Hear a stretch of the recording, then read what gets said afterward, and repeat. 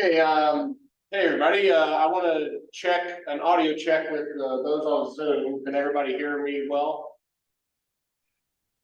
You can indicate. We Marvin, we can hear you, but not great. All right, well, we're muting you anyway, so. Thank you, Jason. We'll work on that. Thank you.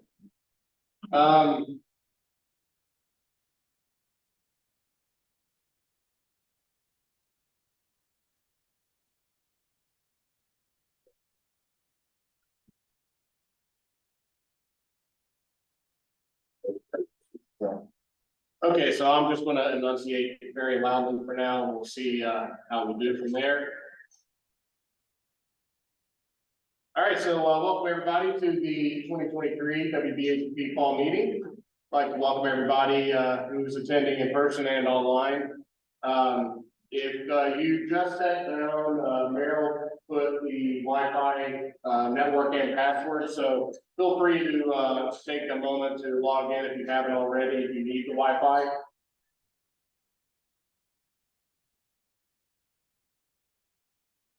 Everybody good? Anybody need comment? I see everybody. Everybody's rapidly getting their phones out, so I'm going to hold on for a moment. Let everybody get started there.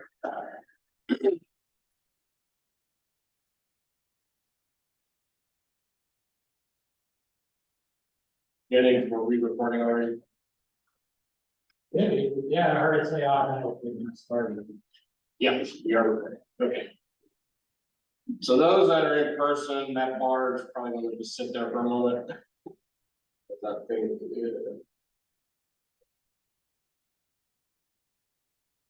Anybody else need time for the Wi-Fi? All right, we'll go ahead and move on. So just to give you all kind of a breakdown of our agenda today, obviously if you were here earlier, we do have some snacks and coffee in the back. If you're coming in and haven't had your breakfast or anything, feel free to help yourself to the drinks and the coffee back there and some of the snacks. We'll go through some beginning of our business meeting here in a moment, going over some of our business that we have set up for today. We will be introducing officially the state GIS coordinator. I won't tell you all who it is.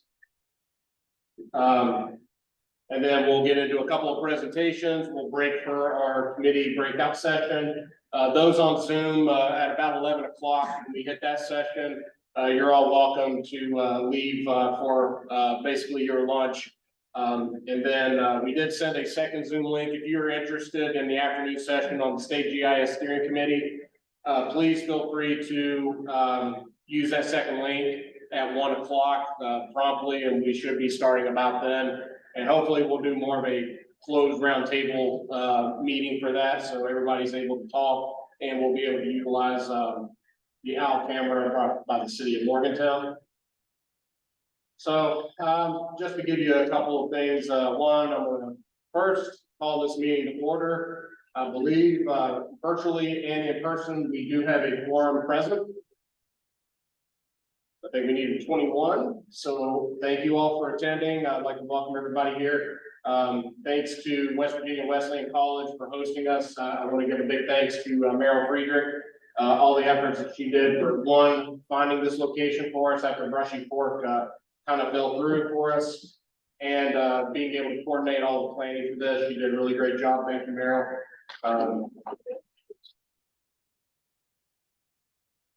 And also, I just want to thank you all for coming. I know we kind of gave a short notice. We only gave about a 40-day window of this. So I understand a lot of schedules are kind of in concrete by then. So I appreciate those of you who are able to attend in person and virtually for being able to come here. So I'll give you kind of an update. If you all recall, one of the 1,000 emails that were sent this summer, I did announce kind of some goals for this year, and I wanted to kind of give an update on those. First, on our geospatial professional census, our state coordinator and I have been coordinating a lot of different meetings with different organizations, and we're starting that conversation with orgs that we've not really had a relationship with at least since COVID, and re-engaging them and getting kind of a feel of who is using geospatial tech in your group, who is using needs help or who's interested in using it and needs some guidance. So 2024 West Virginia GeoCon, we do have some news on that later. I do believe we are making it a valuable event for all, and I appreciate those on the conference planning committee that are doing a lot of great work on helping plan that event. Increasing engagement with allied organizations. Obviously, the professional surveyors group in West Virginia, we've had a long-standing relationship with them, and we're continuing to engage with them. We're also working to engage with the West Virginia Municipal League, the Association of Counties, the State Regional Planning and Development Councils group, and with Jason, feel free to chime in if I've named that wrong. But we engaged quite a few different organizations to try to best engage them with WVAGP, seeing how our organizations can collaborate and provide opportunities for one another. And then finally, continue building WVAGP 2.0. Since the pandemic has kind of ceased, we have really regained a lot of momentum, a lot of energy, and a lot of excitement for many of the goals that we've had in place for increasing our outreach, increasing our membership, increasing the events that we can do. I think we check the boxes on all of that. And your all's participation is key in that. And as long as you continue working with us and participating, we will reach a WVAGP 2.0 that I think we're all envisioning. But still, call to action. If you haven't really been involved, but you want to be, if there are things that you feel that you can contribute to the group, I highly encourage you to engage with any of us today. Engage with the committee chairs, engage with the president, vice president, the executive committee. Feel free to talk to us. We want to hear your ideas. We want to hear your opinions on WVAGP, and we want to better this group together. And so finally, I believe I have to seat the microphone for a moment and invite up for our bylaw amendments, a reading of the amendment, motion, and official action. Who was on the bylaw amendment 1? Hey, we got the volunteers on. His floor does not slide. All right, so I'm inviting up Austin Dotson to read bylaw amendment 1, and then we'll talk action.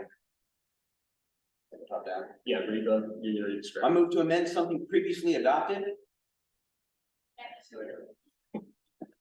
All right, so motion made by Austin Dotson, seconded by, I believe, Merrill first. So we have a motion on the floor to amend something previously adopted.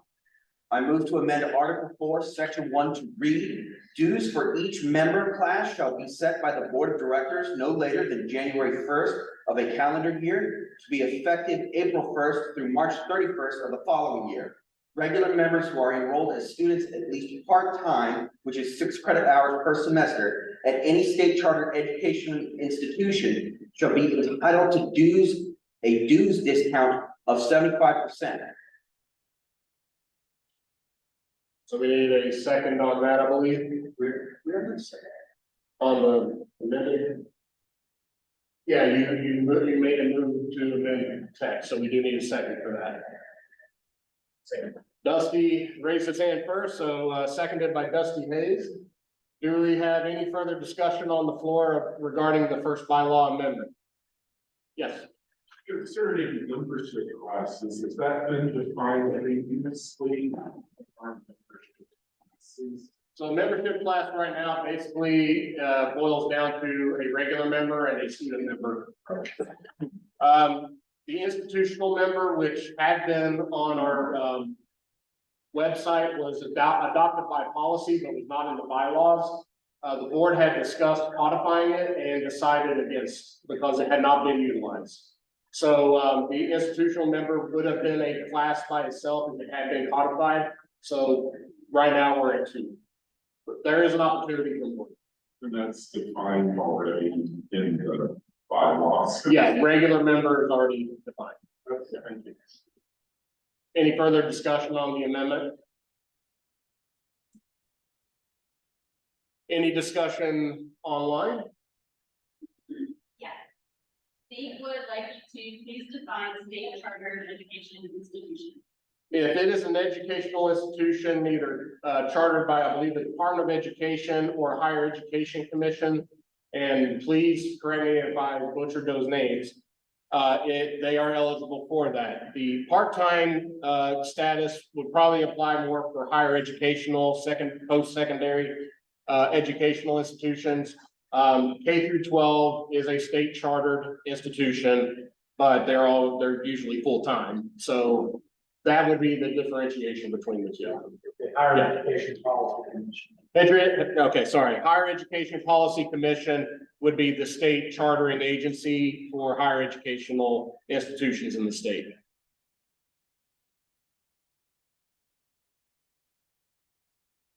Any further questions online?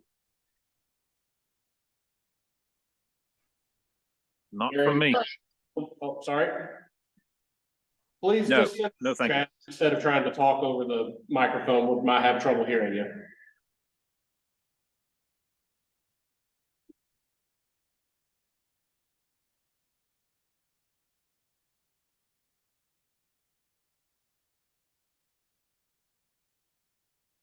We'll give, I believe that was Jason a moment.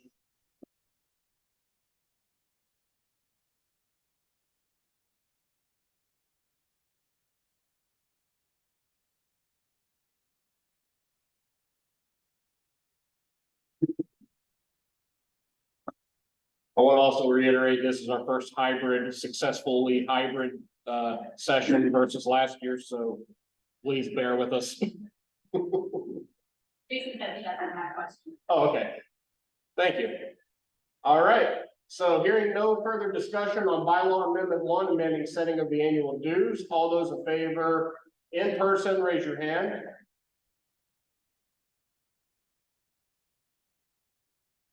Okay, and then everybody online, please either write aye or yay on your in your chat.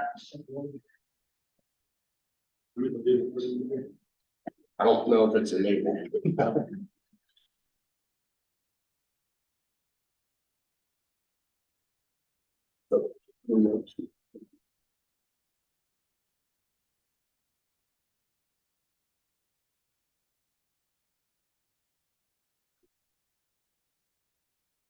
And you know.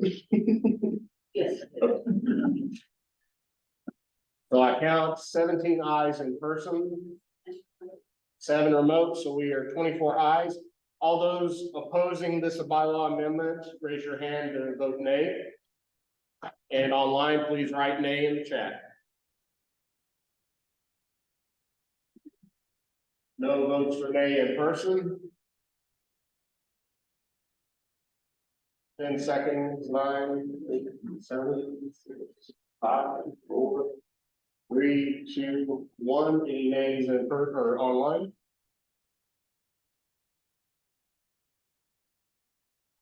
All right, 0 nays.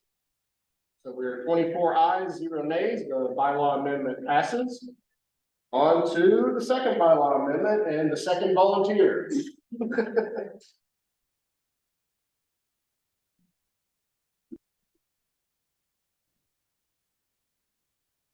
If you'd like to enunciate closer to the microphone, you feel free. I move to amend something previously adopted. Bylaw amendment number 2.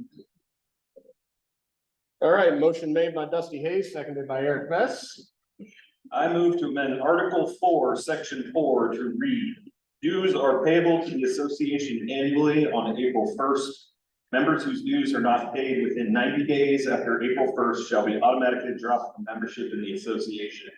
Members who have not paid their current year dues are ineligible to vote at any membership meeting.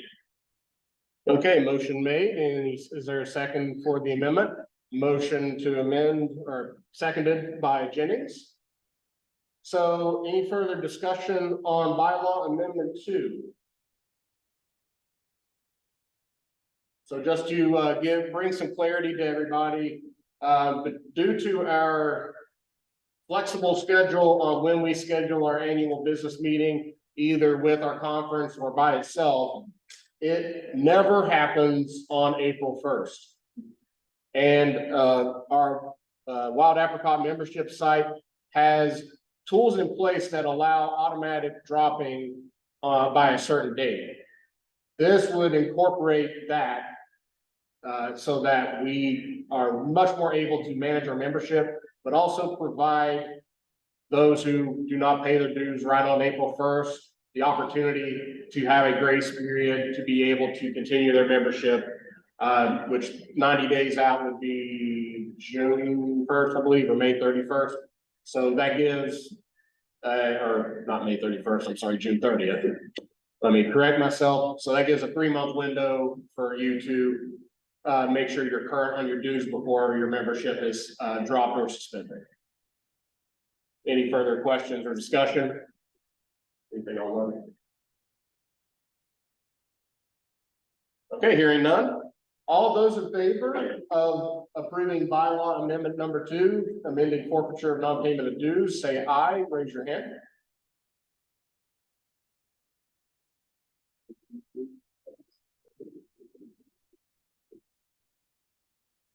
$16 goes online.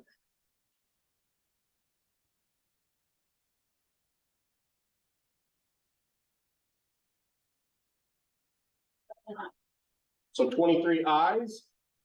Raise your hand if you are opposed to the amendment. Any nays online, please write now.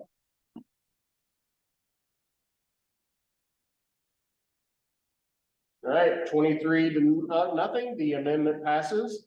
On to, sorry.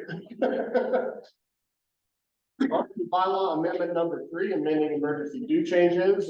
Who's our volunteer for amendment number 3? That was Stacy. Okay. I'll stand in for that one, but I would entertain a motion to amend something previously adopted. I'll second that. I'll entertain a motion. I'll make the motion. James makes the motion to amend something previously adopted, and I'll take Austin's second of Jennings' motion. So amending the previously adopted language. So this would be incorporating a new section. So Article 4, Section 4.7, emergency due changes. The Board of Directors may temporarily suspend or reduce dues to relieve financial hardship on the members caused by a declared state or federal emergency for the duration of the declared emergency or at the board's discretion. Do I have a motion to amend to that? Austin motions, seconded by John Buchanan. Any further discussion on the proposed amendment?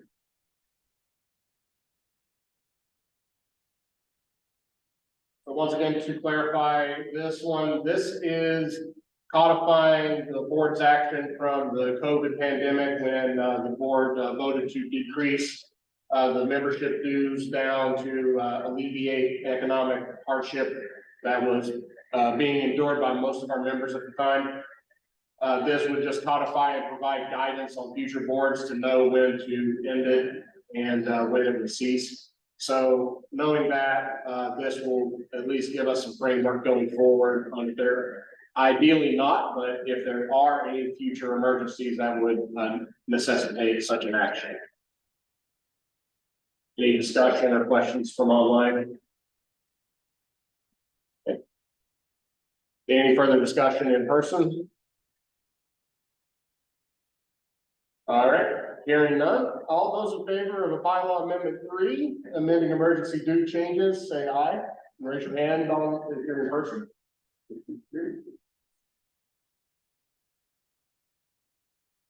16 in person.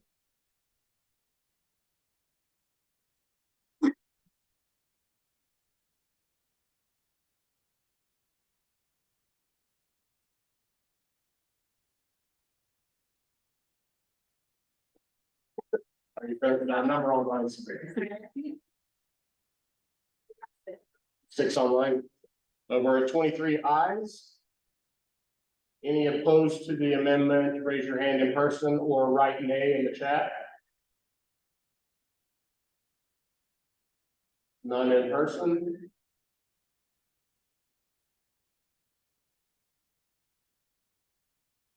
And none online, 23-0. The amendment passes. On to the fourth and final bylaw amendment number 4, amending strategic operations to the standing committee status. Who's our volunteer for number 4? All right, Eric Best.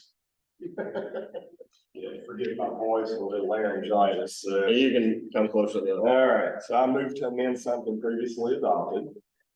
All right, motion made by Eric and seconded by Dusty Hayes. I move to amend Article 8, Section 1, to read standing committees appointed by the board shall be conference, communications and outreach, elections, technical issues, training, strategic operations, and others as may be authorized by the board or membership. And to add Article 8, Section 1A6, to read Strategic Operations Committee to report and recommend on the association's strategic plan and establish policies in coordination with governmental bodies and agencies, and to execute the orders of the board or membership in connection therewith. Motion on the floor. Do we have a second? Seconded by John Bocan. Any further discussion on bylaw amendment number 4? Any questions online? This one's pretty straightforward. We have had some form of a strategic operations committee for 2 full fiscal years now. This would finally bring it to standing committee status, so it's no longer an ad hoc committee. It has its official purpose and standing with the rest of the committees on the board. It also kind of enables them to move forward, engaging with the GIS steering committee and other bodies therein. Any further? All right. Hearing none, all those in favor online, write aye or raise your hand if you're in person.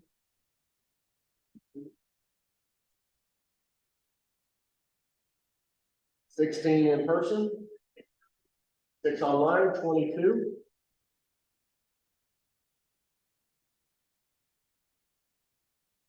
No further, so 22. Any opposed to this bylaw amendment, raise your hand in person or write nay in the chat.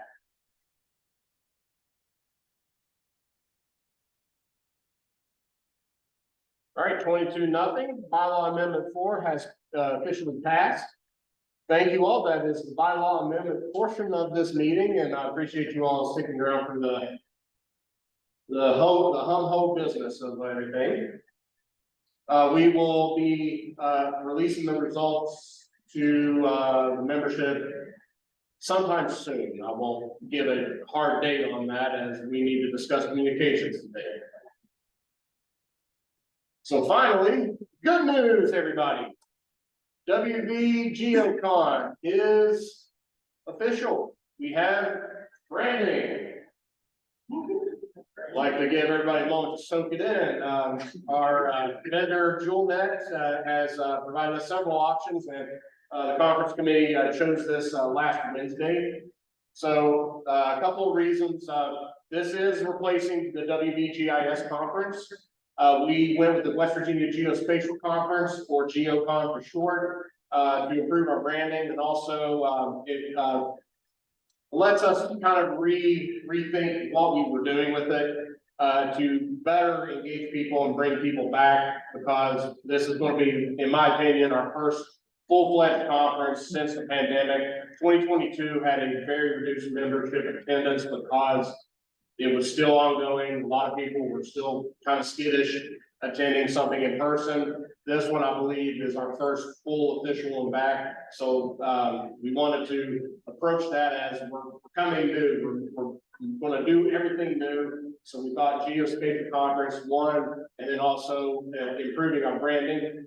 If you notice, we have a pretty little bridge in our branding, and that is our theme this year. It's going to be bridging the gaps. We're going to be talking about GIS bridging gaps. We're going to be talking about bridging gaps in society and culture, infrastructure and technology, and 3 others that I'm drawing a blank on at the moment because I don't have my notes in front of me. But we are confirmed May 13th through the 16th in 2024 at the Charleston Embassy Suites. So we will be back downtown Charleston for the first time in 6 years. So, definitely put that on your calendars if you haven't already. We did send a save the date out it's been over a month ago now. We do have an open call for presentations right now, and it's open through December 15th. We are doing this call for presentations earlier, one, because that helps us plan this easier. In the past, we have let that open way too late, and it's really put a strain on the conference committee to get sessions planned, because we're having to scramble and move people around, because people are sitting in things late. If you are interested in submitting, don't feel rushed. We do have another month left at least, of this being open, but we will be interested in any and all presentation submissions. We are asking you kind of categorize it based on our themes that we have presented in the form. If you do need a link to it, let us know. You can email me or just reach out to us on the WVAGP website, and we will get you the link to the call for presentation submission. And another exciting thing that I want to make sure that everybody's aware of this time, the WVAGP Spatial Student Awards. So this is open to any higher educational student that, as of 10 minutes ago, give or take, a student that is attending 6 hours at least at a higher educational institution will be eligible for one of 3 prizes. The third place prize being the $100 cash prize, I believe. The second place prize being a $200 cash prize. And the grand prize, the winner of the Spatial Student Award this year, will get travel, lodging, and registration covered for the 2024 Esri User Conference. So if you are a student online or in person, or you know students that have a presentation either on their research or anything relating to geospatial technology, I highly encourage them to submit using the same form for our call for presentations. Indicate on that you are interested in participating for the Spatial Student Awards, and we will be seeing you in Charleston. Is there a drop down to say you're a student or? It's a yes/no question. Yes. It's a yes/no question and a follow-up question if you're wanting to participate in the presentation or in the award, sorry. So the form is set up for everybody in this room that's not a student and students. We're doing it all through one form, so that streamlines our ability to plan. Any further questions on GeoCon? Also want to give a shout out to Mr. Buchan before we answer online.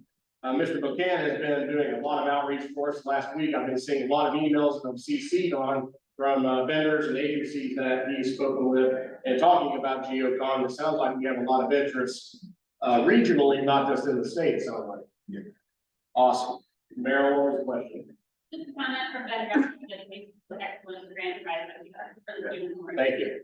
This was I want to give credit to whoever anonymously offered the option during our summer survey to membership, asking for ideas and input.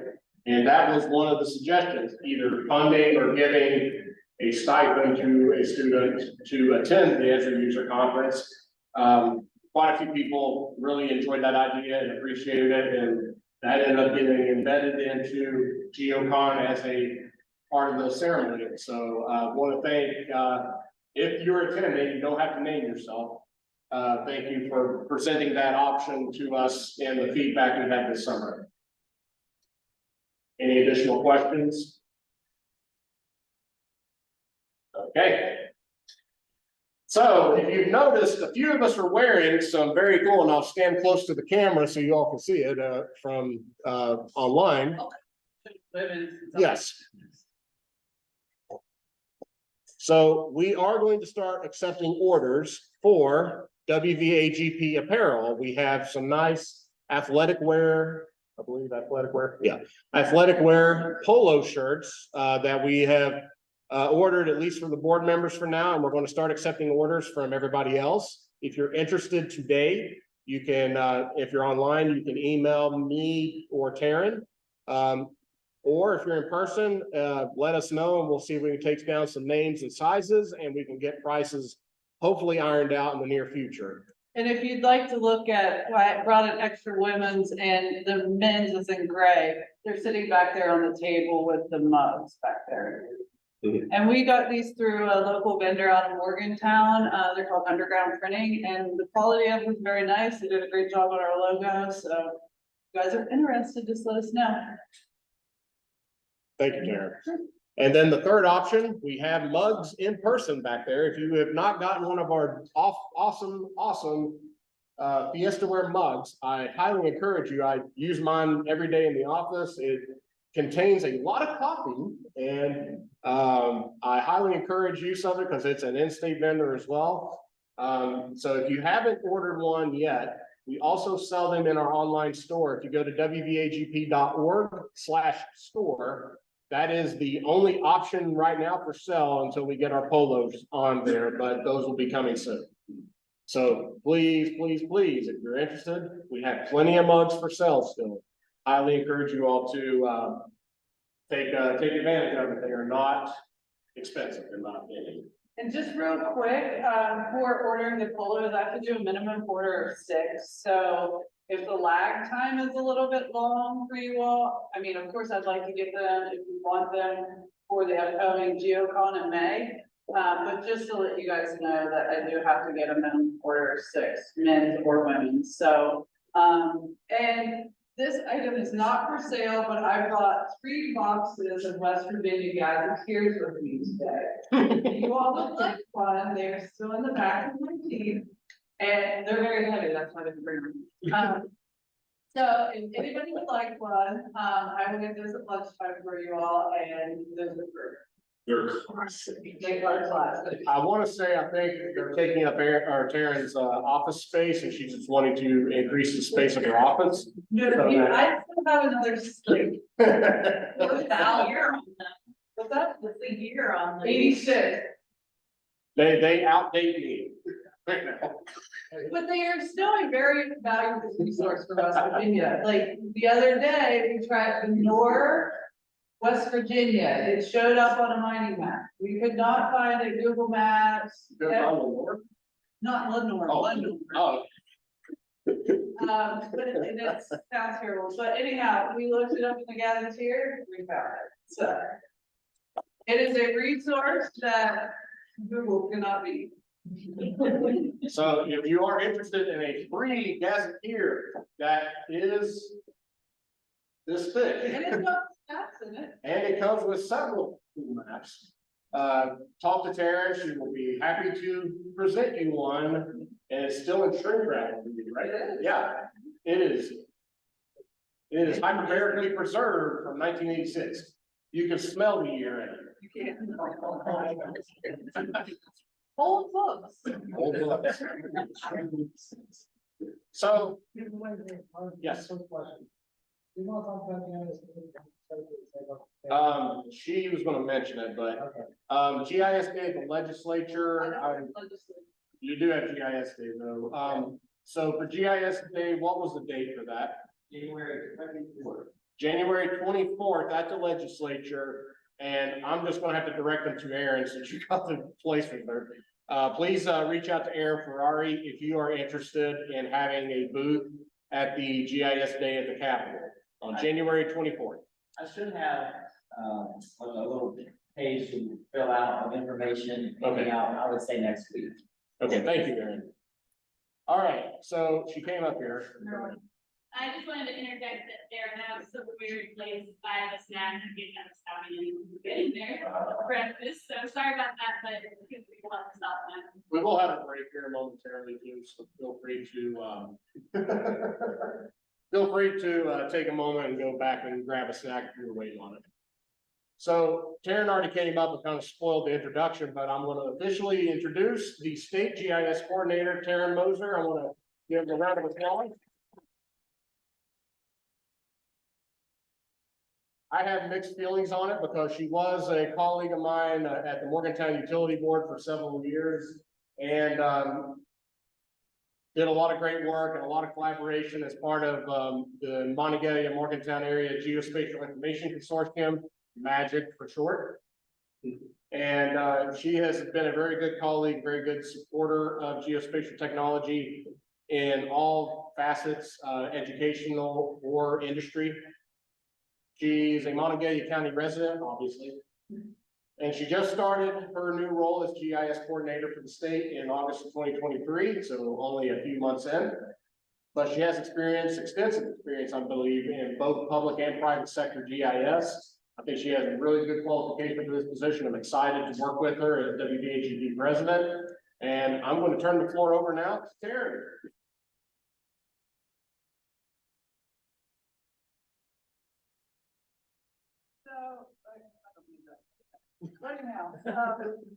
Good morning, everyone. As Marvin just said, I'm the West Virginia State GIS coordinator, and I want to thank you all for taking the time to come to our fall meeting today. It really means a lot to me that you all were able to take this time to make it here. Just to give you a brief of myself, I grew up in Weston County, West Virginia, so not too far from Long County. But I'm the first West Virginia born in my family, so I take a lot of pride in that. My dad's from DC, my mom's from Pennsylvania. They met at the backyard brawl in 1974 and never left. So that's how I got to be in West Virginia. My dad was a forester for 35 years, and then my mom was an educator in the public school system.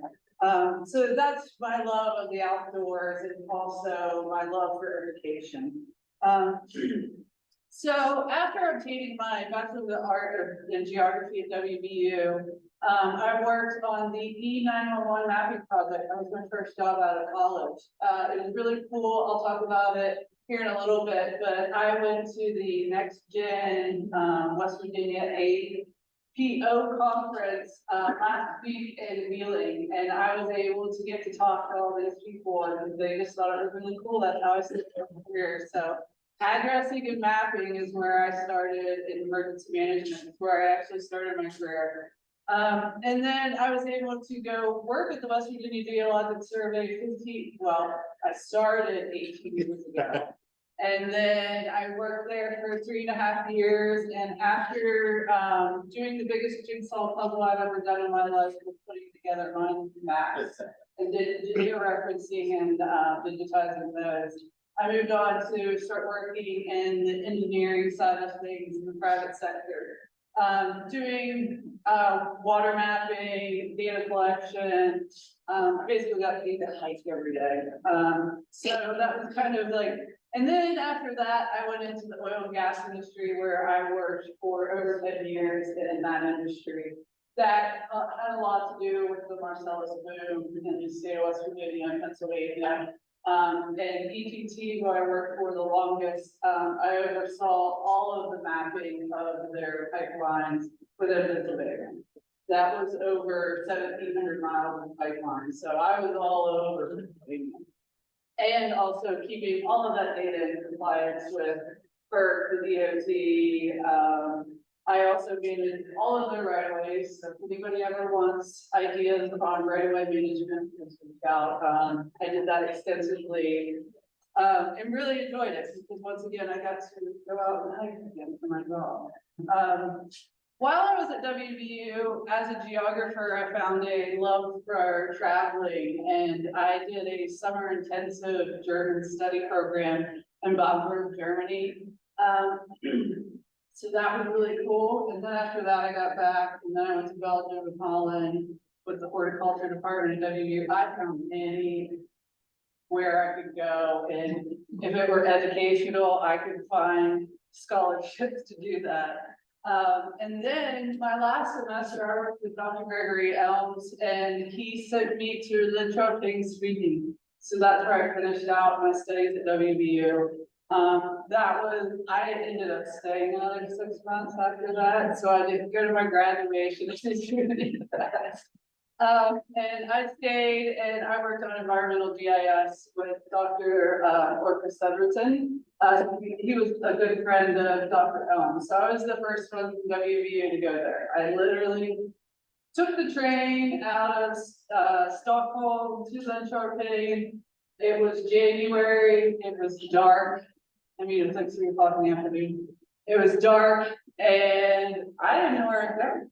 But I figured it out. So, but it was a great year in my life and, I thank the geography department at WVU allowing me to have all of these great experiences in my life. Once I was working, I decided I wanted to, of course, travel again. So while I was working at the Geological Survey, we had a great administrator, Gloria Rowan, and she figured out how I could go on sabbatical. So I did for 3 months, and I went to Nepal and I taught English, and that was an amazing experience for me. So with my love of traveling, I then bought a house in paradise and got married and had 2 children and have not traveled exclusively since. So we did do an out west trip this summer. We rented an RV and that was super cool. We did the Yellowstone and Grand Tetons. We met up with my dad and did fly fishing. So that's another thing in my life that is very passionate to me is conservation of wildlife in West Virginia. I made my oldest son present last year at our conference in the New River Gorge about ruffed grouse. And we are currently learning more about them. And because he wants to do an extension of what he did earlier. So he might be presenting again. So we'll see what happens. So enough about me. That's my life in a short synopsis. So I would really like to congratulate the West Virginia Region 7, Stacey McDaniel, and I'm sorry she's not here, but they were presented a ERSRA SAG award this year. And they got that for implementing GIS internally throughout the region and compiling monthly and yearly reports for their project administration. They have, here's their map here, and there's a link there if you'd like to go in and see that. But what they did essentially was created dashboards for their upper management to be able to review these dashboards. Dashboards are amazing. You can compile a lot of information and data and it's visually, it's just right in your face. It's just, they're ideal. So this is just a map of showing the different regions within the state. And speaking on part of the planning councils throughout the state, there are 11 of them. I have had the chance to talk in length with 3 of them now. Jason, who's on the call, has been extremely helpful in my first couple months on this job. Just letting me know how they use GIS within their planning and regional councils and how we can get that to all of our regions. So instead of going county by county, which in West Virginia is exhausting, we have 55, I think we should really look on strategically going throughout the state based upon these regions. They're already created, whose counties are to get together. So that's kind of how I want my outreach throughout the state and how I'm going to try to get there. So within my first couple of weeks of the job, somebody mentioned the National States Geographical Information Council. Never heard of it, but they had a conference coming up in a couple of weeks in New Orleans. So I went and it was great. I got to meet all the GIOs, all the GIS coordinators for the majority of the United States. It was so informational, from whether past experiences, whether it's state imagery projects, working on strategic plans, all of these different things. And also, I'm going to cut mine slightly short because I think what Catherine, who is our next presenter, has to present us with is really important. But we got to learn about 3D hydrologic data and how the USGS is rolling out that. So this was awesome. And so in correlation with Aaron arranging GIS Day at the legislature, I would be going to DC in the end of March. Yeah, it's right there, Alexandria. But we will be then trying to visit with our senators there and just try to get GIS in the know on the hill, you know. So this is the conference I went to for Next Gen, 911. It's very interesting. I sat in on two, training sessions, that were presented by Geospatial. And they are the GIS centric platform for Next Gen that West Virginia has taken on. Very, very informative. There was a lot of stuff I didn't quite know, of course, because I am not in emergency management technically. So it was a lot of information, but it was really great to see how this platform works and that it is geocentric. So they introduced me at the conference. Dean, who was the coordinator of it, he oversees it for all of the state. Very excited to have me there, and I went out to dinner and we had a really great time. I was only able to make it for 2 days, but I fit it in. So this is what's coming up next, and I'm working on a DCA for this. I have it all written.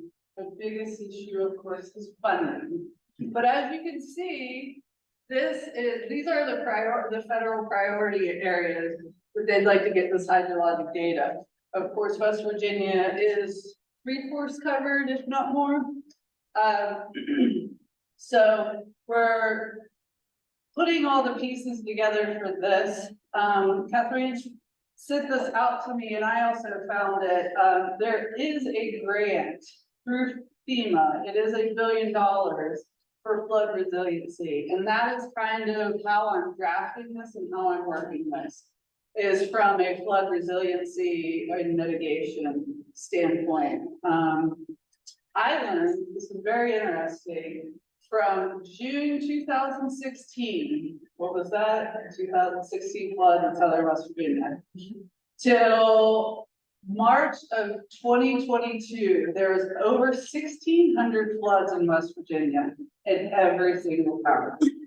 I learned this through the flood resiliency program that is at WVU. Well, I don't know if it's housed at WVU, but in March of 2023, there was a piece of legislation through the Senate that was passed, Bill 677.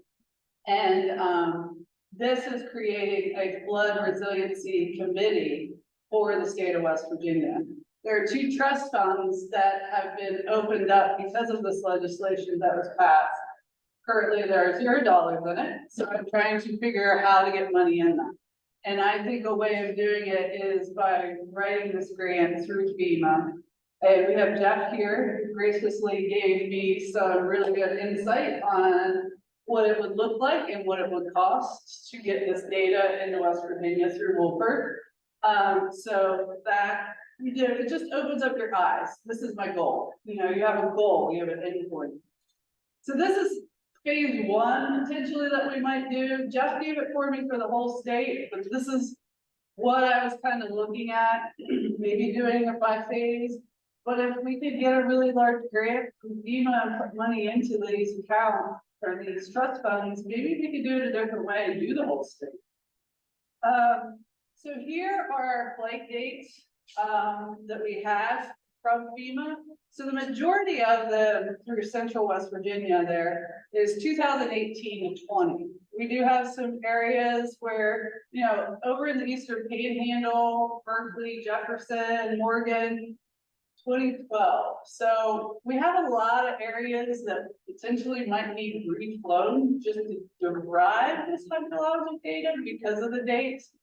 But we can look at that as we also go through. But the majority of our state is 2018 to 2020. So FEMA's already done a lot, $10 million worth of flights for us in the state, which is awesome. So we do have really good data that is already existing that we can derive this hydrologic data off of. So if anybody sees any more funding, let me know. So GIS Day, November 15th, me and several other colleagues, the Montague County Coordinator, Cal, will be going with me to South Middle School in Morgantown. Son currently attends that school, and we are going to do a full day at South Middle School. We're doing 7 classes. Thank you, Erica. You're welcome. We are doing 7 classes that day, and we will be teaching them survey 1, 2, 3, data collection, and what we're gonna collect. There's this green space in schools program. So what we're gonna do is we're gonna teach them about tree identification too. And then we're gonna go out and we're gonna map all the trees on our campus. And then we're gonna come back and drone presentation. WV's got this really big cool drone that they want to show off. So we're gonna show the kids the drone, and several people from WV are joining me. And then we're gonna go back in and look at this data, look how it's mapped, look at the different species, look at it on the map. And then their follow-up assignment that I'm going to give them is within their social studies or science, whichever teachers agree to do it. They are going to come up with a greener campus based upon putting different types of trees. So I think it's gonna be really cool. I'm really excited about it. I had to find enough tablets, but I think I got that part covered. But that's November 15th. If anybody else is doing things in the state, let me know. I just think it's a really great opportunity to get into schools or just outreach in general. All right. We're breaking. How are you managing the tablets, just out of curiosity, how, we're getting them from, We have a geologic survey, with them. We use them for good collection, real, instead of that. five, not for that level, or number. Yeah, so I'm gonna break them out, so sometimes I'm going to class, and it's not gonna be like the whole entire 7th grade, you know what I mean? So I'll be able to break them out in smaller groups. So I just have to manage it, 'cause that's what I have right now. I would like to, and with the Erica, potentially get, like, where we have NASA I took some blue education through, NASA and Fairmont State, and then box of educational tools for the teachers, and getting science in the classroom. So I think we should do something like that, and I can coordinate that and be the owner of that, but getting that in the school. So they can't hear you. I was gonna ask you to move a few feet closer. So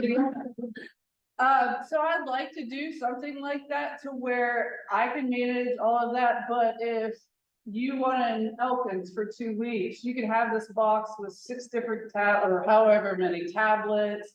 And we could put different resources in there for teaching GIS to students, so, or outreach, whatever you need it for. So I would like to do that. And I think that these are all ideas going around in my head to where we could potentially maybe buy drones, GPS equipment, and if smaller municipalities, counties don't have access to that or can't afford that type of data or information or equipment, make it accessible to them. You know, how long's your project timeline? Okay, you need it for 2 months, here you go. You put it on loan. And just being able to make those resources available to places that don't necessarily have the budgets or time or, you know, resources to facilitate growth. So with that, I'm gonna wrap it up and you guys go for it. All right, so, I was messaged to mention there is a GIS Day event for Gene Del Greco, GIS in the movies. I do not have any details on it, so please talk to Barbara McLennan about it. That she will have information about it, so, you can reach out to her, regarding that, and I'm assuming we will put one up on the site. Yeah, there'll be a Zoom link up on the side. Yeah. Email Record was made a new part 3. It's GIS and TV. It's a deeper dive into actual geospatial concepts and problems. And so he is doing it through Zoom, but you also can come to Fairmont State University. We have a small theater with a popcorn maker and beverages and everything if you want to have a movie experience. There will also be some other different events on that you can attend and I'll put those online. If you're doing any events, please let me know. Fairmont State's a partner with American Association of Geographers, the first university partner. And we're doing a year of geography. Anything you're doing is because it's a component, they can promote on our social media. So this is a big collaboration statewide, let's take advantage of the connections. Definitely, I'll talk to you about taking advantage of the connections where you're doing this. I just talked to them yesterday and we're still figuring this out. But we got we actually got here. Oh, here. So just to let everybody know online, Barb was talking from the back of the room. There will be a hosted event at Fairmont State University, but also the Zoom link will be provided online. This is a new version of GIS in the movie, so feel free, if you are interested, please look at WVAGP's website in the coming days. I wanted to open the floor before we go to adjournment and ceasing of the special business meeting portion of this. Are there any other GIS Day events to be announced to membership? Looking at DOT. WVDOT is having one, it is virtual. There is a virtual one for the Department of Transportation. That information will be provided. Here's also, it's not to me, but I'm for the list of virtual events. We should share a lot of stuff with all of our community, all our schools. So support for it, you always get registered at the GIS events, like for the Department of Ed, but the reality is it's just me sharing a lot of things kids can do. Out in their school, so there's some data collection things, like putting your school on the map, doing the dashboard, stuff like that, but nothing's actually happening. Okay, thank you, Erica. Just for those online, if they couldn't hear, Erica is distributing information for the GIS Day for educational institutions in the state. And if you are interested in following up with that, please follow up with Erica. And the governor did do a proclamation for geography awareness week. I've got a PDF of it, I'll send it to y'all, I guess. We have been recognized by the governor. Geography Awareness Week has been proclaimed by the governor. Thank you, Erica.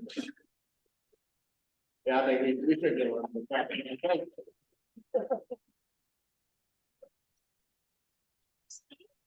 Let me give the opportunity for anybody on Zoom. Is anybody on Zoom hosting a GIS Day event next week?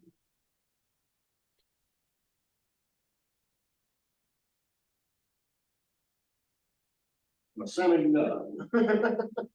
So, with that, we will entertain a motion to adjourn the special business meeting.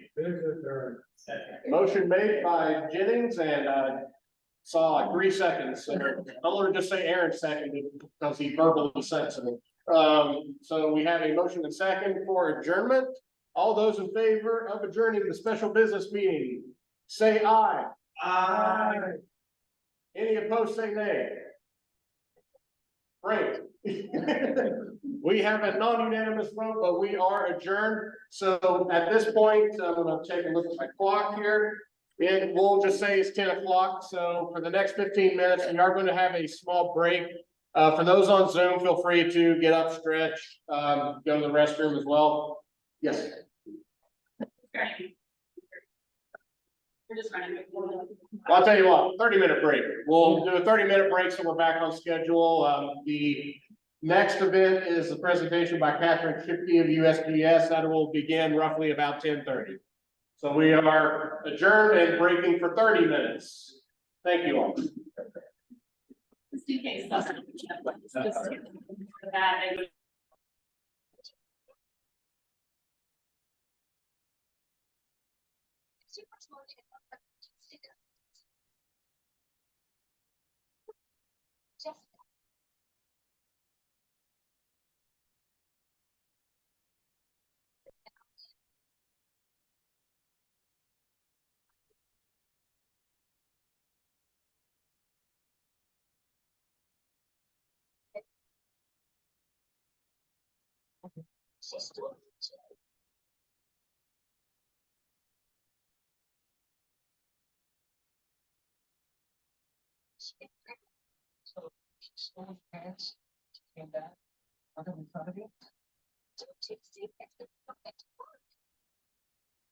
She must have had this for years.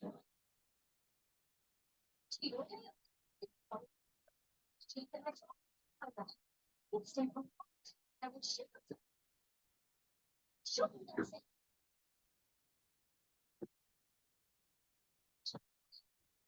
Soul trees make more than just the one here. So shouldn't you after that? Oh, go. Snooping around the clock. I'm just glad I didn't get on my seat. Really? Yeah.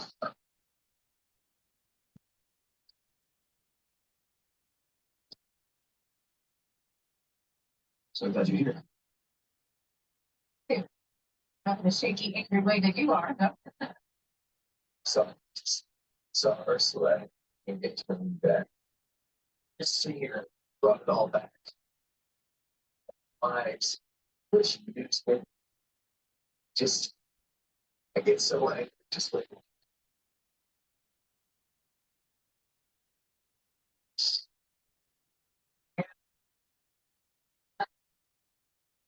Sorry, just. See her. See her. You.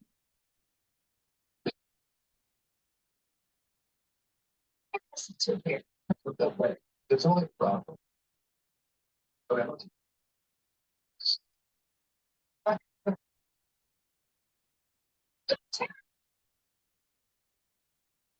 Just gonna take out the leg.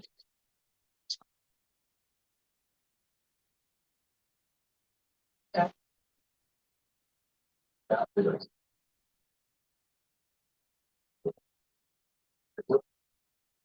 stay with her first. Looks so well.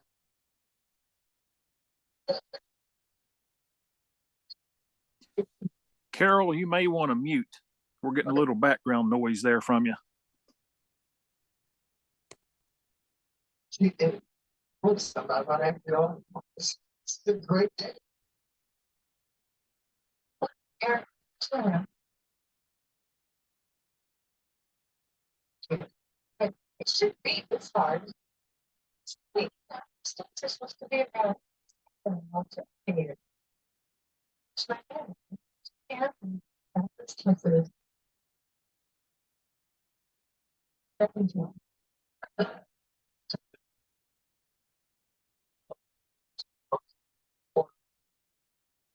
I was taking it. Yeah, with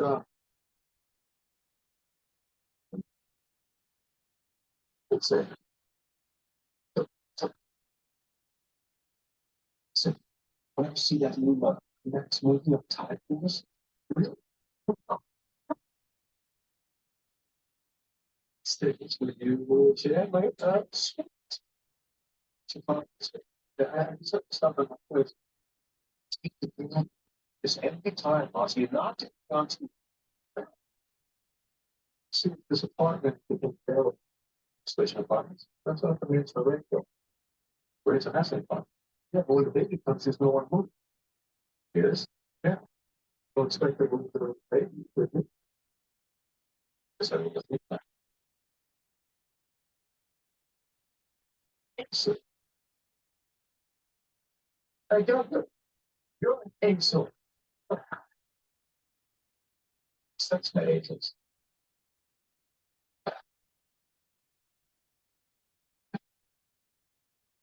Nice to meet you. Okay.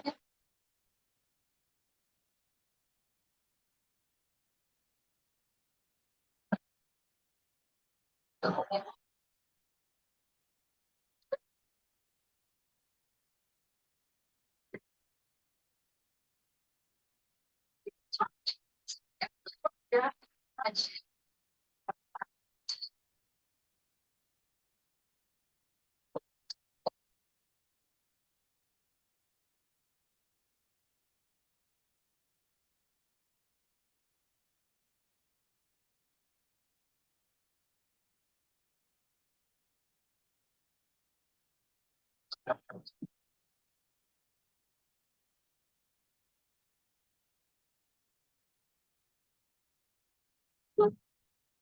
What's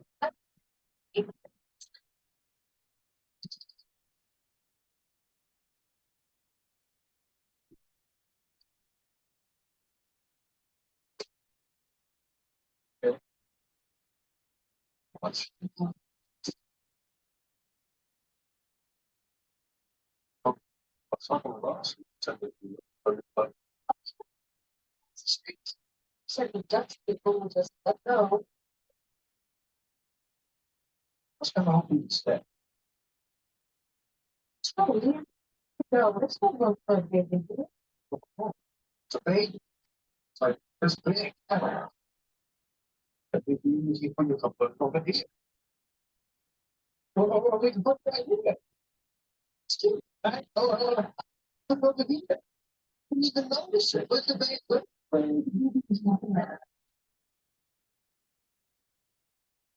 Factor of where. Let me love some girl and it's kind of store. Look a straight back. Could use a challenge. So sweet that you want to stay, but I can't do it. It would disrupt your entire life. I love living with this much.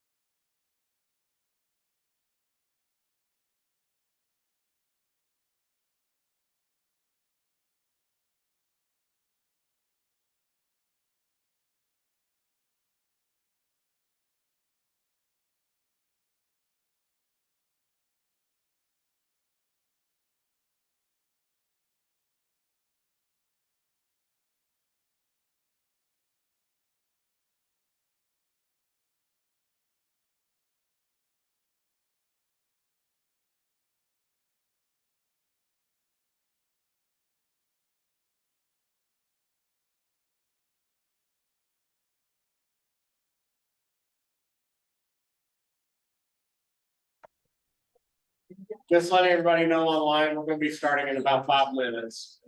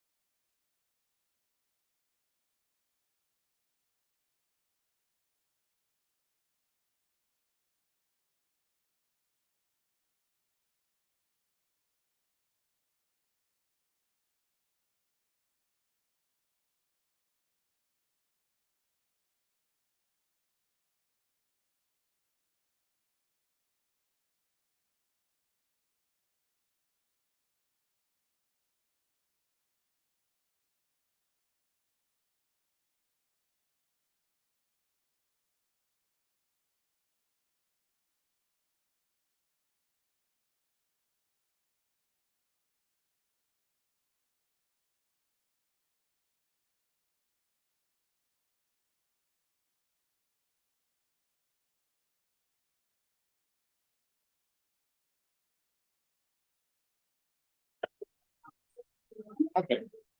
I'll assume it's working, but if it is not, I got the, there are these guys. Anything's not to say.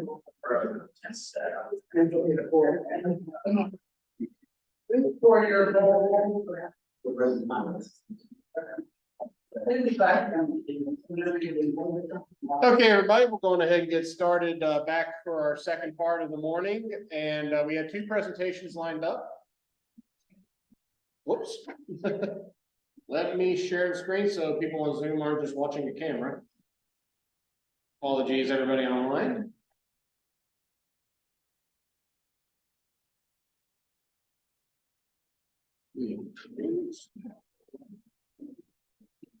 Okay, so first up, we have Catherine Shipke with USGS. And that's all I'm going to say. I'll let you introduce yourself. But let's please welcome Catherine.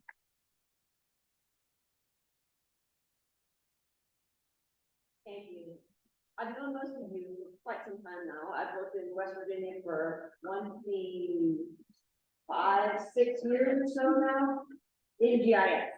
And I worked in the Geological Survey, Water Science Center. But recently I've taken on an additional role in my job as a liaison to the national map. And that's the source of which I'm going to come from today. Partnerships and data acquisition to support the 3D hydrography and elevation programs of the USGS and of the state. This is, I'll move forward here. Most of you know this 3D national map is moving forward in time.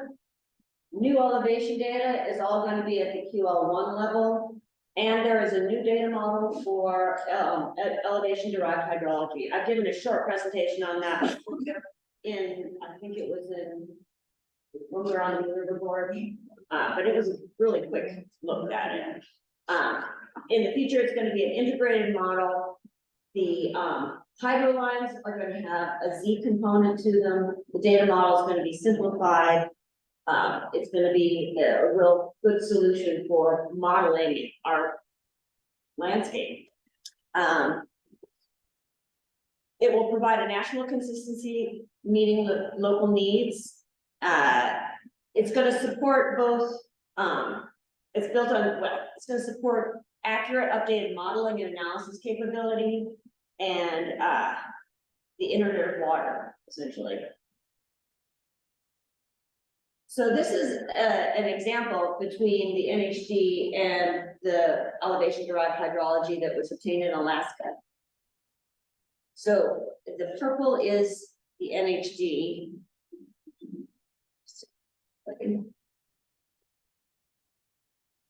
Let's see.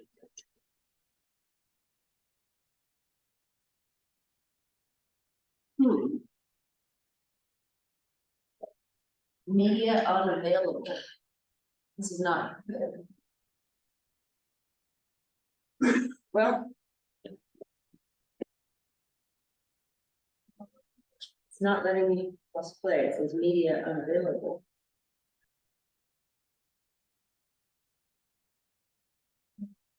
It might be this the version of the PowerPoint. Yeah. Okay. Well, Apologies. sorry about that. Can't show the difference, but it's incredibly different. And this is a really convoluted network of streams up in Alaska, and it gets super detailed. Not to the nth degree, and certainly there'll be some editing because you're not going to want a whole ton of tiny little streams connecting to what is really a small stream in the first place. There is work to be done in that direction, and they are, making it all work as we go at this point still. There we go. So are we talking down to like intermediate streams, not ephemeral, basically? Oh, there'll be a ephemeral stream. Okay. Yeah. It's all based on the topography. I see. Right, so in West Virginia, we'll certainly get some of those, not as much as in that situation that you saw in Alaska there, but there definitely will be some, yeah.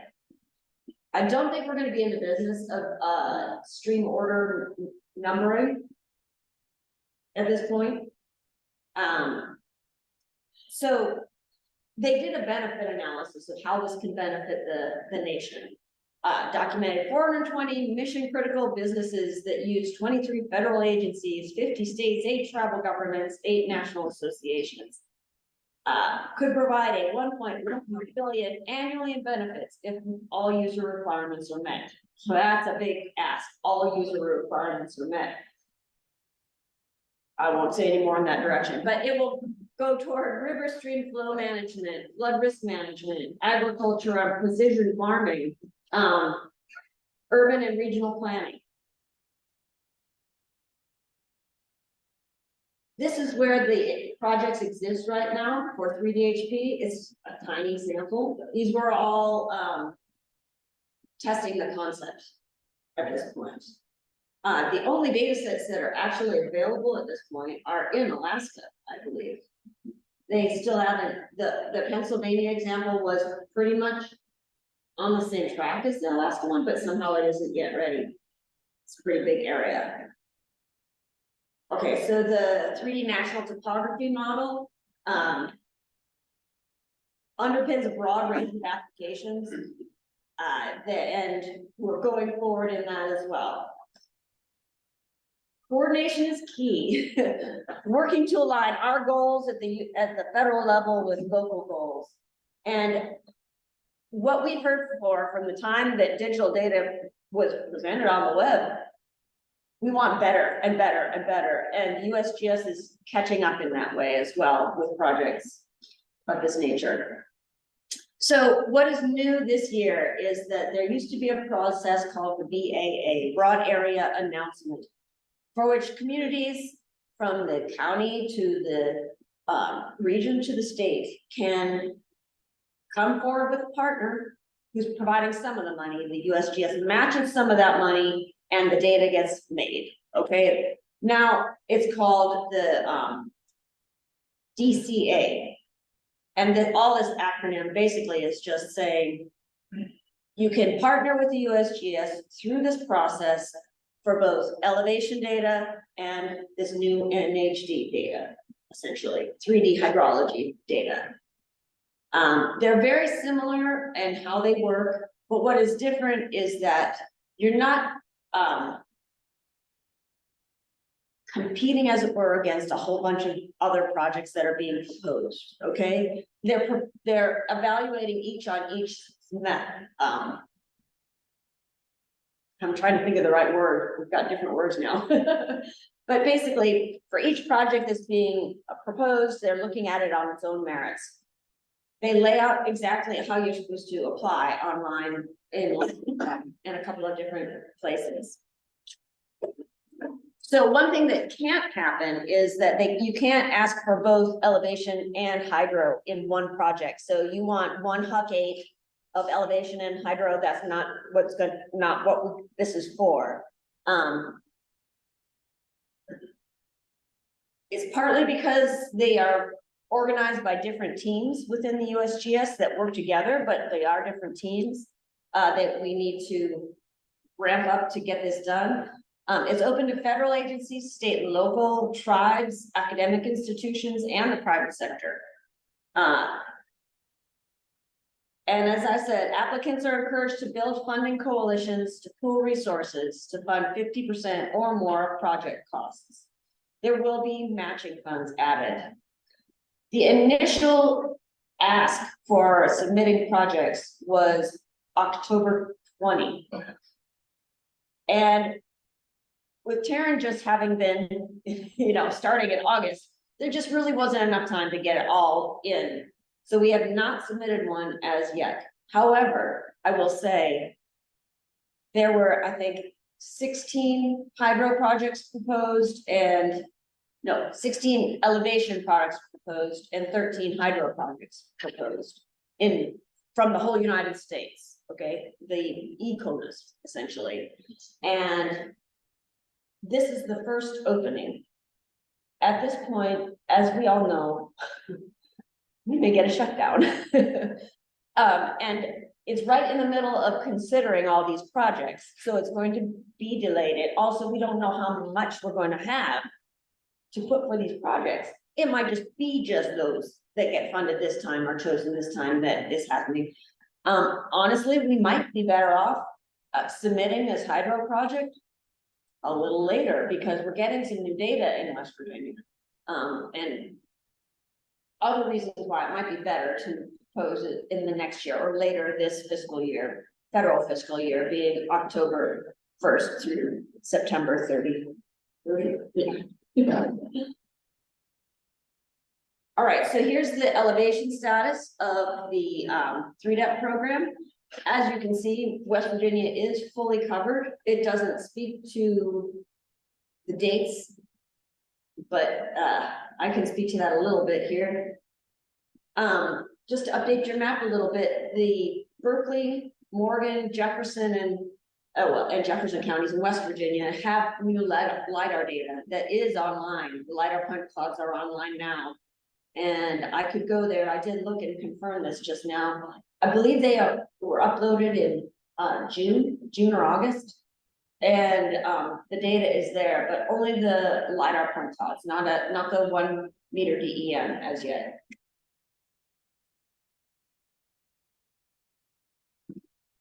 Oh, did it go backwards? No. I'm gonna go to that same map that Taryn showed. Federal interest in West Virginia is pretty high. I think it's very good to code it as flood management and flood related, because as you say, we have many floods here. You can go online to this page and find which federal partners are the most interested. And in West Virginia, although the FEMA angle is generally who, honestly, FEMA has partnered with us to make data for West Virginia all the time.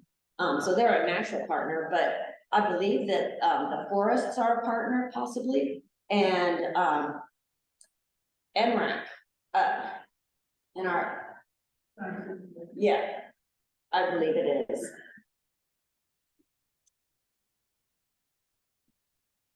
All right, if you want to propose something, you can at any time go in and make a proposal. You need to know which kind of data you want. You have to validate your funding partners, although that you can propose without having that in place, but it won't be considered until you have that in place. And you need a GIS file of your project area, which is for the hydro data, it's HUC-8s. They are working by HUC-8s. I think they're allowing HUC-10s too. Are they maybe? Okay. Yeah. So, partners can be other federal agencies. Yes. Is that correct? Yes, that is correct. Only federal or including states? The state agencies also? Yeah. Oh, Federal, state, tribes, counties, regional governments, and private institutions. making Yeah. sure I understood correct. Yeah. Yeah, and escape that. Wait. No, that's not what I want. Let's see. Usually escape means you are out of your, oh, there we go. New software, okay. I was gonna go on the web. Okay. Site that I left up. So I did a little search on the You need me to hide that for you? one, huh? Do you need me to hide this panel or you? No, that's, Okay. that's. When you do a search on Berkeley County and you zoom it, you have to zoom in a little bit, you say, look at all the data, this is the national map downloader. This is a set of the tiles that are available in LiDAR point cloud for this area. Okay, so if you click on one, well, when you click on one, it's supposed to go to the top of the list, but it's not working like that right now. I think it's the web lag time. But anyway, what's relevant over here is you see the project is called Maryland Western. But when it was partly related to the Chesapeake Bay program, why this data was collected, it was also because They noticed that that area, the state had 2012 data. And that's probably the oldest LiDAR data in the whole Chesapeake Bay area. So, that is also partly who funded it, is the Chesapeake Bay area. All right. Any other questions? There's a question in the chat about whether this presentation will be made available. It can't be made available right now, but I can in the AGP site share some of the websites that are relevant to making one of these proposals.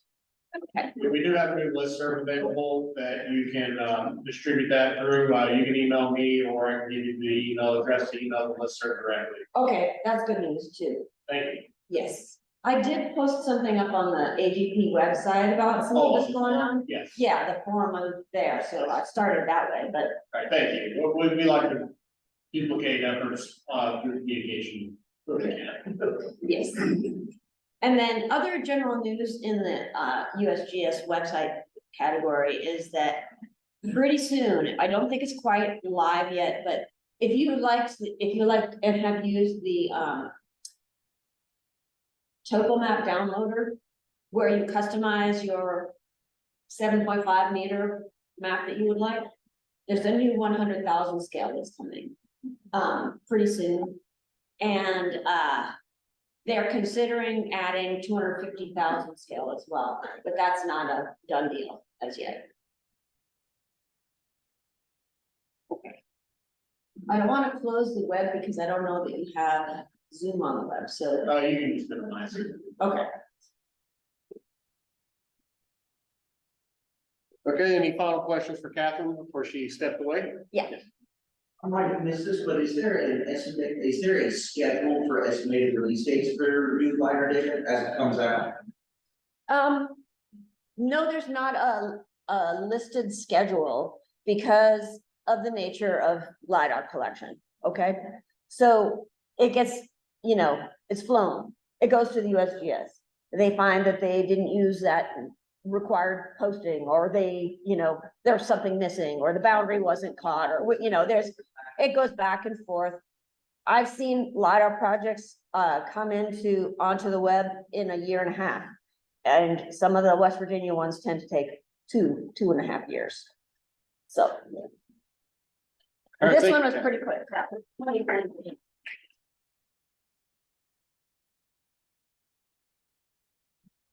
Were we gonna get an introduction or do you want me to handle it? Oh. Eric, you can introduce yourself. You can say whatever you want, Mark, it's fine. Yeah.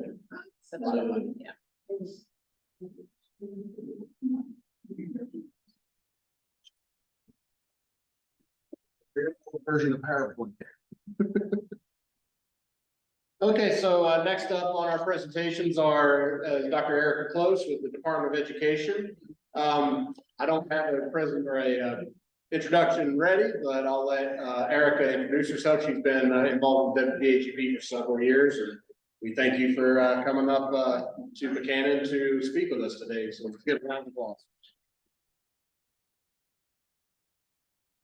Well, thank you all so much. This is, maps are my favorite thing, and it's this much of my job, but it is my favorite thing. So it's like this much of my job, this much of my heart.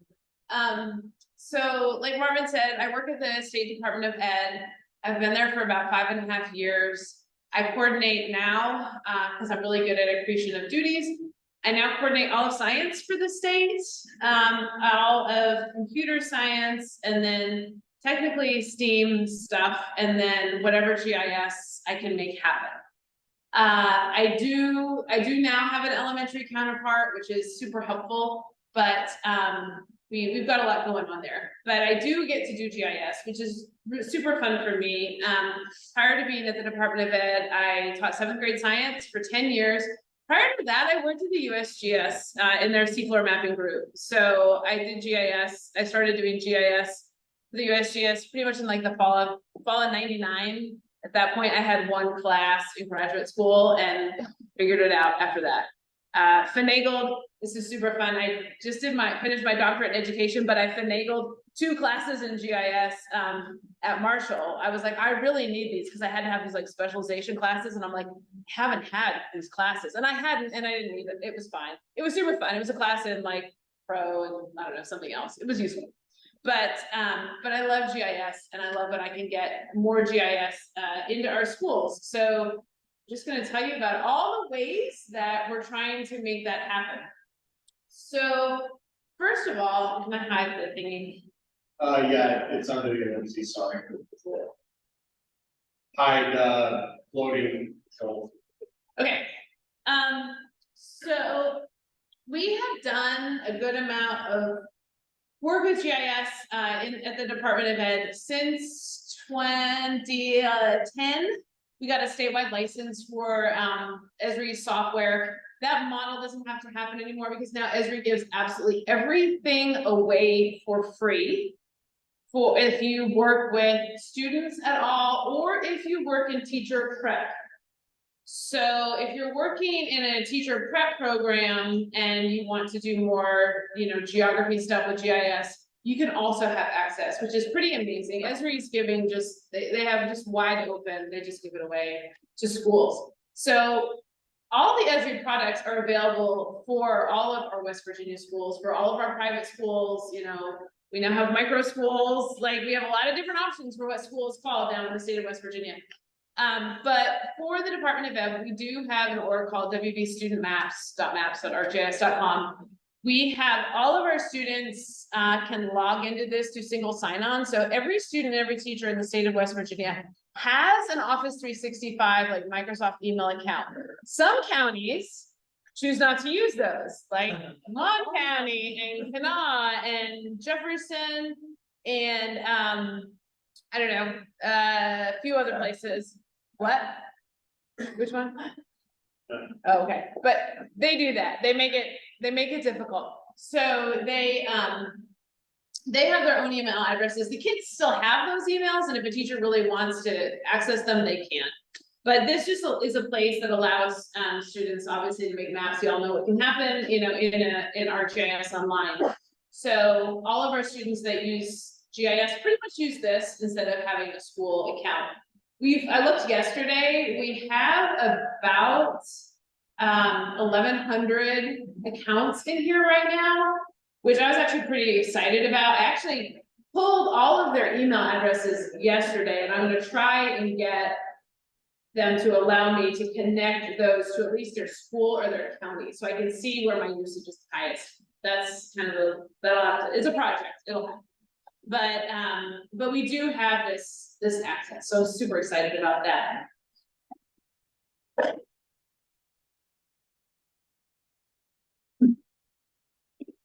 Okay, we also have another org. We have orgs before orgs were given away to schools.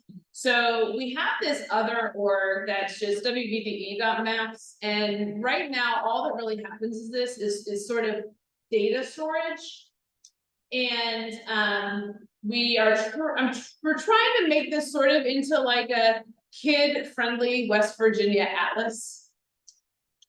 So that students who are creating maps don't have to go looking as far and wide for data. One thing I'm trying to figure out right now, if anybody wants to tell me what they think about this idea, let me know. Right now, so all this data is in one org, and all the students are in another org.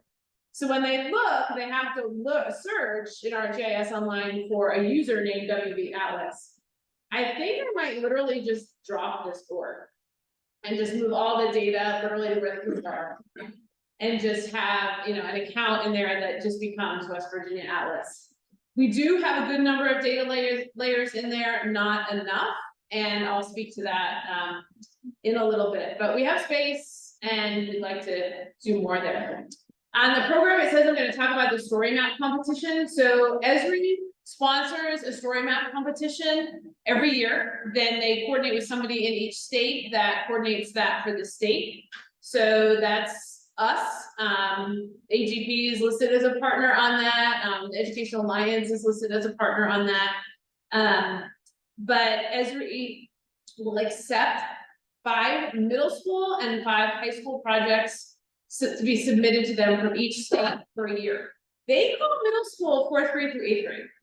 So if, if you hear this, or you have like, an elementary school or an elementary school teacher you know or want to work with, 4th grade through 8th grade can actually do this. So there's a process, the contest closes in March. So between now and March, teachers, they reach out to me for assistance. Occasionally I can connect them to somebody who can help, like, mentor them a little bit, which is really helpful for them. But each school can submit 5 to me, 5 middle school or 5 high school, and then I have those judged. And I would love to have more participation in this, with a story map that actually talks about something that a student cares about. Like when you look at the winners that Esri chose last year, or even just in the years prior, last year's middle school winners were 2 young girls from Jacksonville, Florida, who did a study of an intersection where they felt that there were a lot of accidents, there were too many accidents, and they really believed that that intersection was just not safe, and it was one where they walked to school. I mean, it wasn't like it was the most exciting thing ever. It was an intersection. I apologize, people who love intersections, but I mean, it wasn't anything that exciting and dramatic, and it was so well done, and they really cared about it because it was their intersection. So it was really neat. I remember a couple of years ago, there was a really neat story map that won at the middle school level. And it was about a small abandoned railway in Connecticut that was in this kid's backyard. And he just wanted to know more about it. Like, what was it? So I think maybe the rails were still there, but they were pondering it becoming, like a bike path. He created a story map that was about this, small railway. It was like a spur of something. I mean, it wasn't maybe a few miles. And it was a fascinating story. And I think that the dream for this is that kids will tell a story that is actually important to them. What we get is submissions tends to be the top 10 most haunted places in West Virginia. The top 10, you name it, the top 10 most lucrative, top 10 waterfalls, top 10 whatever. And they're usually done in some sort of class that has a tourism unit, which is fine. But I see the top 10 most haunted places every single year, from somebody. And that's just it's not that exciting. They also tend, when they do that, they tend not to have any analysis. It does specify you have to have some analysis in there. But I think that this could be a tremendous project. If you know a teacher that I'm not reaching, please share this with them, volunteer to help. I mean, I think about like your green schools projects, any of those could be turned into story maps. Right, so it doesn't necessarily even have to be something that the intent is to support story maps, but say, you are supporting some sort of project in GIS, kids could do a story map about it later or something like that. Yes, Taryn. So since I'm going to a middle school, I'm going to be heading several different classes, so we're talking a couple hundred students. We know in Mon County that they cannot access via their Gmail accounts. Right. So how do I push this to the teachers? Or do they just create a public account? I would not have them create a public account. Okay. I would say. Get them to do what they're supposed to do. I would say, if the school. Those kids have these accounts. Oh, I know they do. They exist. Yeah, they exist. They exist. I would say that if you get to the point where Mon County as a county refuses to give them access to those accounts, I'll try and put them in there. But Jessica has an idea. I mean, Greenhouse County is a lot smaller, but I emailed our technical support person at the Board of Education. She got back to me right away. Laura to log in, and they don't, her normal emails and they're through you now. So, and she needed it anyway for later. They do use it in school, but when I got it for her, they were using it all. And that was really easy, she sent it to me and, you know. But so- do you think if, I just don't want it to become like such a big thing when I asked for several hundred students. That it's like, oh gosh, this is a big project, and then I'm not gonna get it. I think you might get it, so maybe if you say, hey, we wanna do this to the teacher, and the teacher asks the principal, and the principal, you know, if it doesn't go anywhere. Send me an email and just say, you know, I'm working with this teacher. And potentially we can get, maybe I can send an email to the tech director in Long County. Okay. And ask.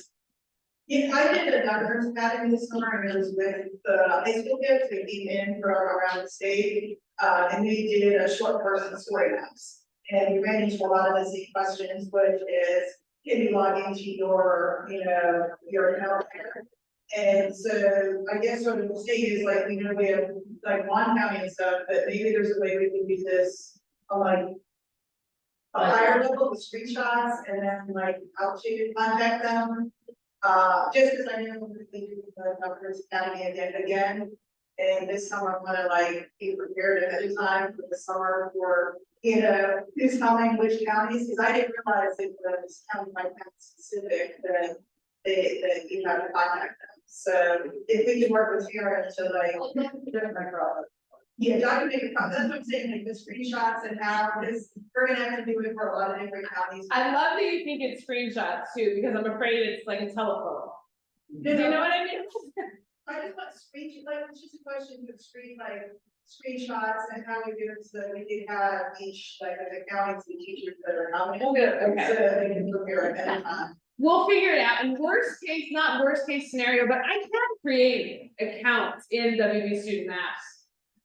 Without, but manually, you don't have to use a single sign. I just like the single sign up, but if we need to, we can do it. And if we had to do it for a bunch of Gmail accounts. We can do it, right? Yeah, what if I make you a spreadsheet? I can do that. Yeah, that's. You know, it makes sense for what it's taking out of coordinator. I got the ENT, say, this is important, for the future growth of our students.